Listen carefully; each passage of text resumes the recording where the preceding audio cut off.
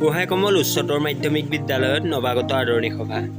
লখিমপুৰ জিলাৰ আগশাৰীৰ শিক্ষানুষ্ঠান অসম অৰুণাচল সীমান্তৱৰ্তী একমাত্ৰ শিক্ষানুষ্ঠান গোহাঁইকমল উচ্চতৰ মাধ্যমিক বিদ্যালয়ত নৱাগত আদৰণি সভা আৰু অভিনন্দন অনুষ্ঠানৰ আজি অনুষ্ঠিত হয়। হাইস্কুল শিক্ষান্ত পৰীক্ষা আৰু উচ্চতৰ মাধ্যমিক চূড়ান্ত পৰীক্ষাত সফলতাৰে উত্তীৰ্ণ হোৱা ছাত্ৰ ছাত্ৰীসকলক অভিনন্দন জনোৱা হয়।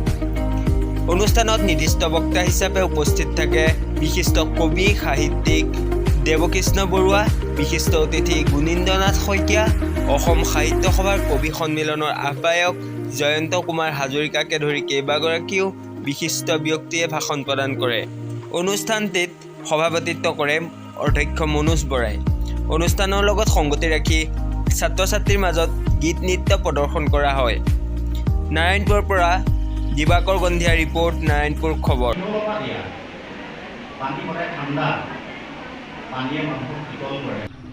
নমস্কাৰ, মই গোহাঁইকমল উচ্চতৰ মাধ্যমিক বিদ্যালয়ৰ এগৰাকী জ্যেষ্ঠ বিষয় শিক্ষক আৰু আমাৰ এই বিদ্যালয়ৰ ছাত্ৰকতা সভাৰ সম্পাদক দীপ দত্ত।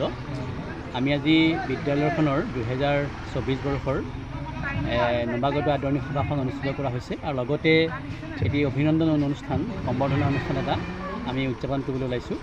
সম্বৰ্ধনা অনুষ্ঠান মানে যিসকল ছাত্ৰ ছাত্ৰীয়ে আমাৰ এই 2024 বৰ্ষৰ হাইস্কুল শিক্ষান্ত পৰীক্ষাত সুখ্যাতি উত্তীৰ্ণ হৈছিলে আৰু যিসকল ছাত্ৰ ছাত্ৰী আমাৰ এই বিদ্যালয়ৰ পৰা হায়াৰ ছেকেণ্ডেৰী পৰীক্ষাত এইচ এছ হায়াৰ ছেকেণ্ডেৰী পৰীক্ষাত ফাইনেল পৰীক্ষাত উত্তীৰ্ণ হৈছিল সুখ্যাতিৰে, আমি তেওঁলোকক অভিনন্দন জনোৱাৰ উদ্দেশ্যে এই অভিনন্দন অনুষ্ঠানটি আমি উদযাপন কৰিছোঁ।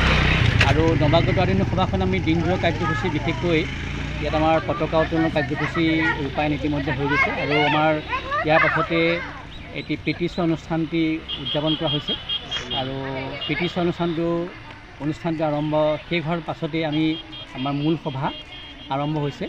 ইতিমধ্যে আমাৰ মূল সভা হৈ আছে। আমাৰ এই নাৰায়ণপুৰ অঞ্চলৰ বা এই অঞ্চলৰ এগৰাকী বিশিষ্ট সাহিত্যিক, সুলেখক, কবি দাদুল দেৱকৃষ্ণ বৰুৱাক আমি নিমন্ত্ৰণ